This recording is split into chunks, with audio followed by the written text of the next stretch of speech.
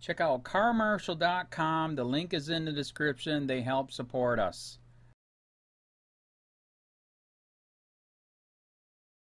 Romano, wasting money and lives in Florida with foolish sentencing laws. Published, November 10, 2017. Updated, November 11, 2017 at 9:56 p.m. Take a bow, Florida. When it comes to drug sentencing laws, the experts say you are tougher than most. You lock up more people, and you keep them behind bars longer than just about any other state. You also waste more taxpayer money, create more career criminals and fail to treat more addicts than most other states, too. But those are just details, right? Well, thankfully, a pair of legislators from Tampa Bay have decided that you can still be tough on crime while also being smart on crime.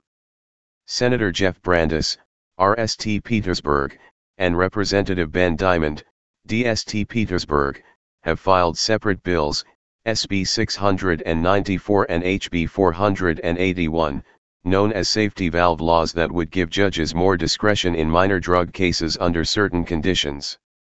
Everywhere in the South, and all over the country, states are either repealing mandatory minimum sentences or passing safety valve laws, said Greg Newbern, Director of State Policy for Families Against Mandatory Minimums.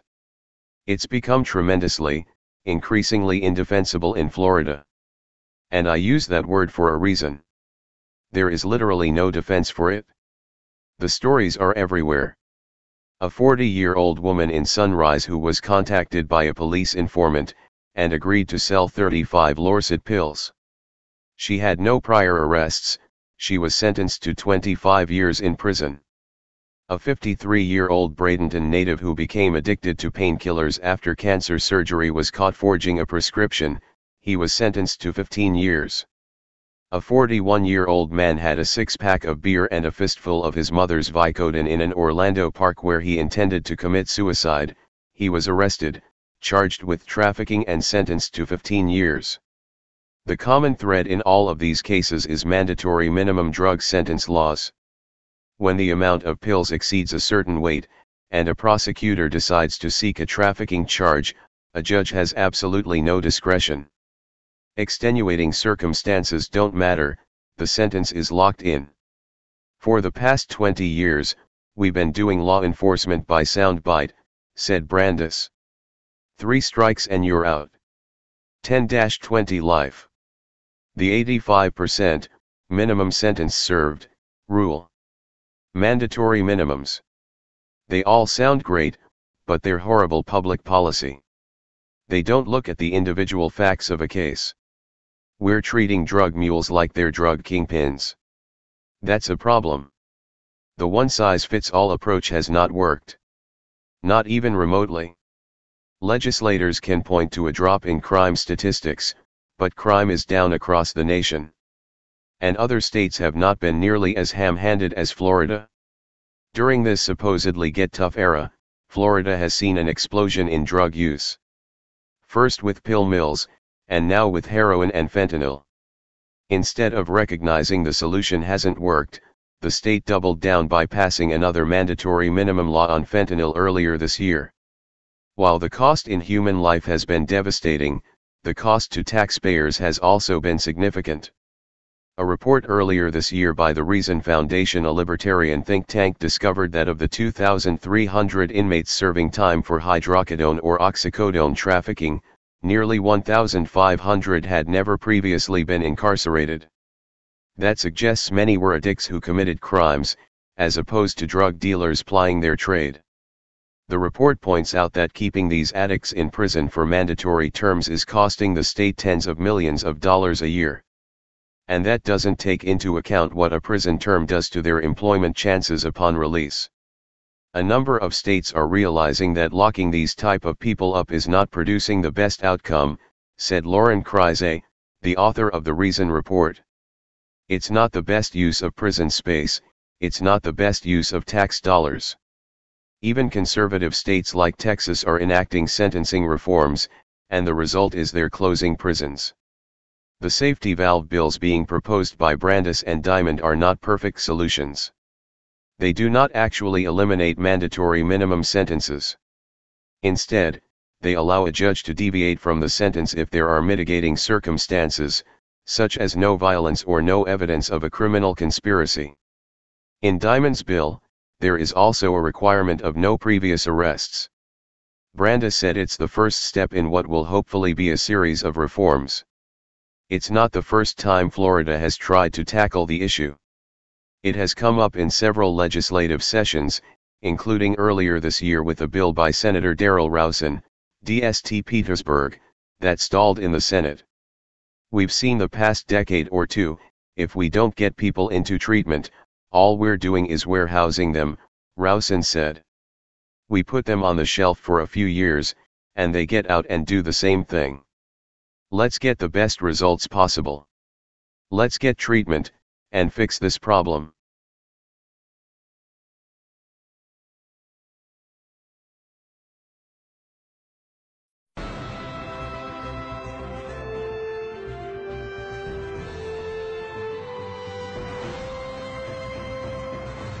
Does the government work for us or do we work for the government? Tonight, what if the Constitution no longer applied?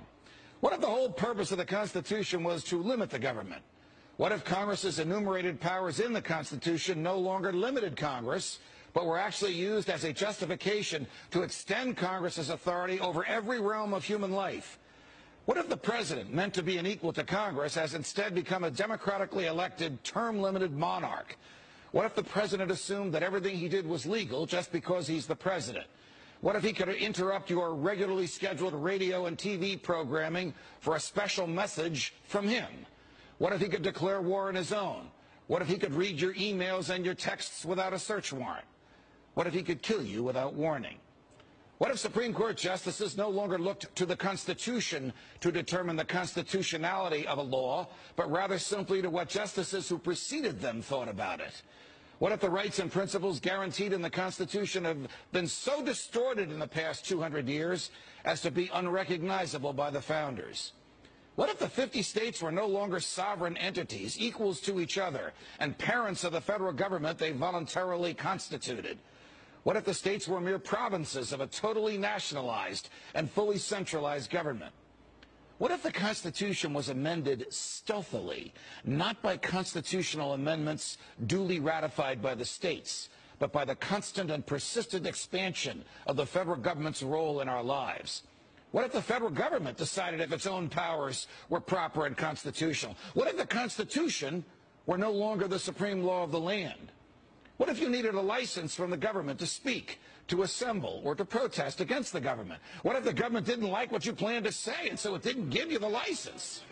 What if the right to keep and bear arms only applied to the government? What if posse comitatus, the federal law that prohibits our military from occupying our streets, were no longer in effect?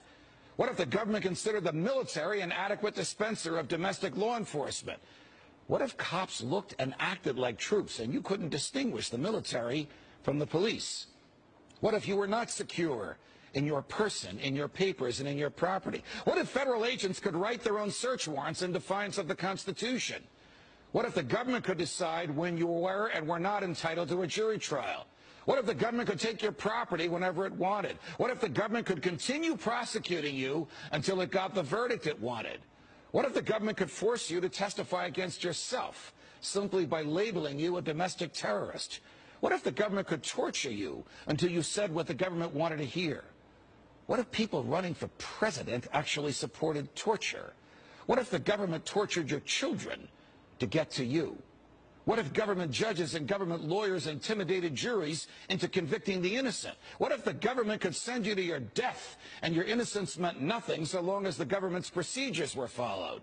What if America's prison population, the largest in the world, was a cruel and unusual way for a country to be free? What if half the prison population never harmed anyone but themselves? What if the people had no rights except those the government chose to let them have? What if the states had no rights except to do as the federal government commanded? What if our elected officials didn't really live among us, but instead all had their hearts and homes in Washington, D.C.? What if the government could strip you of your rights because of where your mother was when you were born? What if the income tax was unconstitutional? What if the states were convinced to give up their representation in Congress? What if the government tried to ban you from using a substance in your body that is older than the government itself? What if voting didn't mean anything anymore because both political parties stand for big government? What if the government could write any law, regulate any behavior, and tax any event? The Constitution be damned. What if the government was the reason we don't have a Constitution anymore? What if you could love your country but hate what the government has done to it? What if sometimes to love your country you had to alter or abolish the government? What if Jefferson was right? What if that government is best which governs least? What if I'm right? What if the government is wrong? What if it is dangerous to be right when the government is wrong? What if it is better to perish fighting for freedom than to live as a slave? What if freedom's greatest hour of danger is now?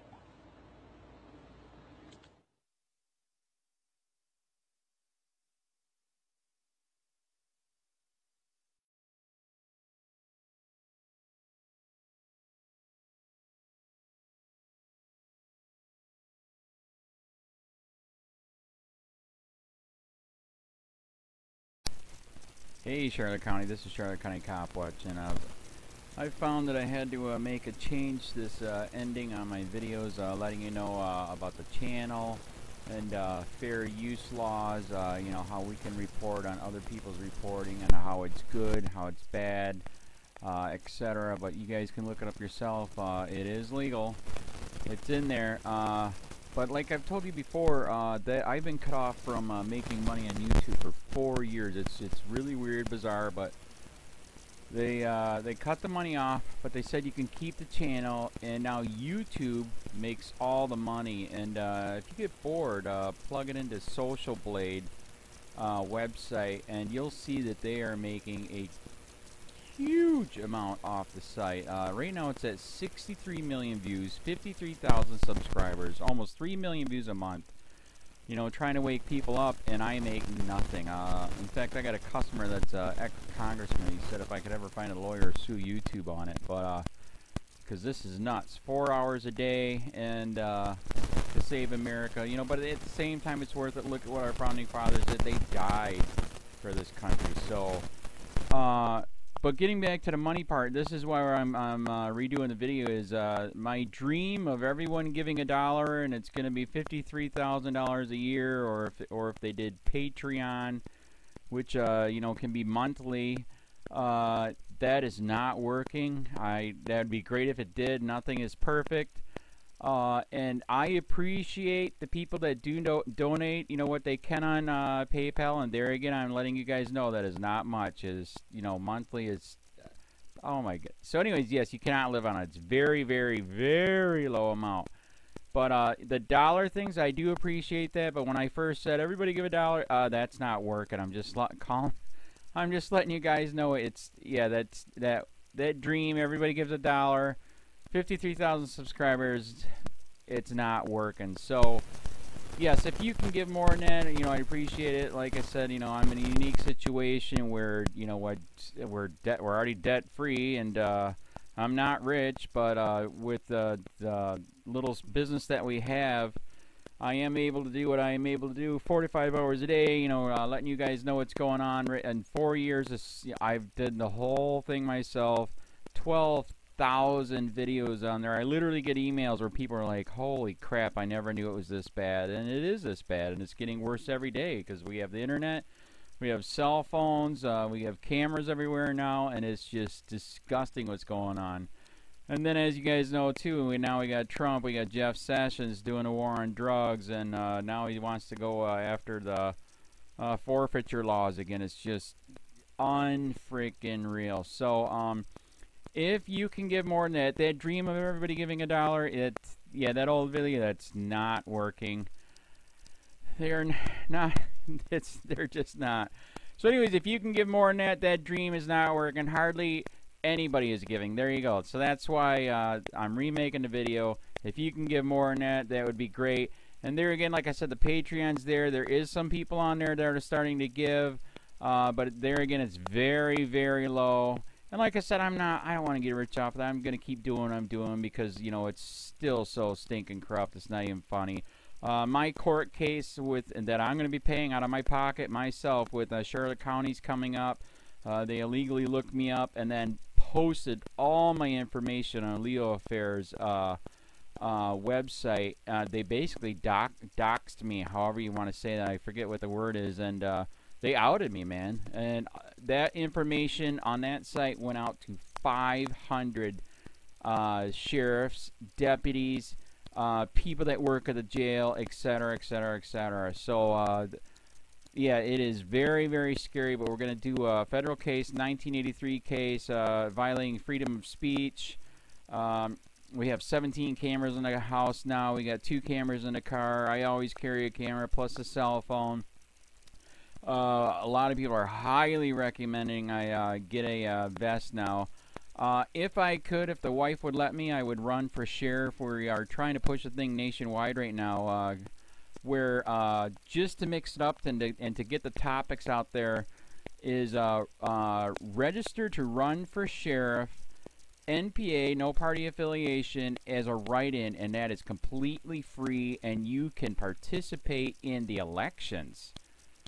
And there's a lot of stuff. We got a guy, James McLinnis in Pinellas County, Tampa, who almost won. He experienced the corruption himself. The story is unbelievable. Look him up. It's mind-blowing what they did. It pissed him off. He is very, very smart. He has way more money than I did. He ran for sheriff at the last 3 months last year in 2016 and almost won. He got all of the black vote.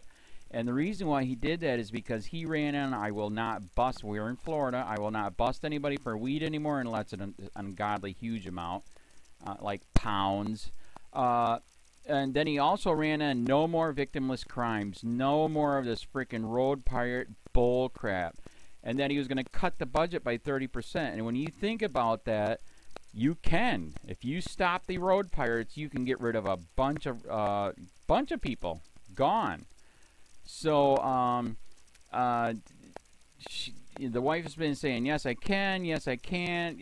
So I don't know. We're trying to find somebody that can do it because I am busy doing this anyways. But, so I'm making a video, like I said, that $1 a month from everybody, you know, for 53,000 subscribers, that is not working. I'm just letting you guys know. Absolutely give way more than $1 a month. If you can, I appreciate anything. By the way, remember too, when you give that, PayPal takes like freaking 15 to 20%, so it's even worse than that. But, and there again, like I'm letting you guys know, it's way, what I get is very, very low. Appreciate it, but it is very, very low. Can't live on it. I'm just, you know, I'm working, and that's what I'm working on. And that court case is going to cost a buttload of money. That's federal court. Just the filing fees and the depositions that we're going to be doing with this corrupt cop. So there's another reason to give. We are going to be doing a deposition with this very corrupt. He was in a drug squad. He is a bad guy. He's on steroids. We heard steroids are rampant here. That's why their attitude is so bad.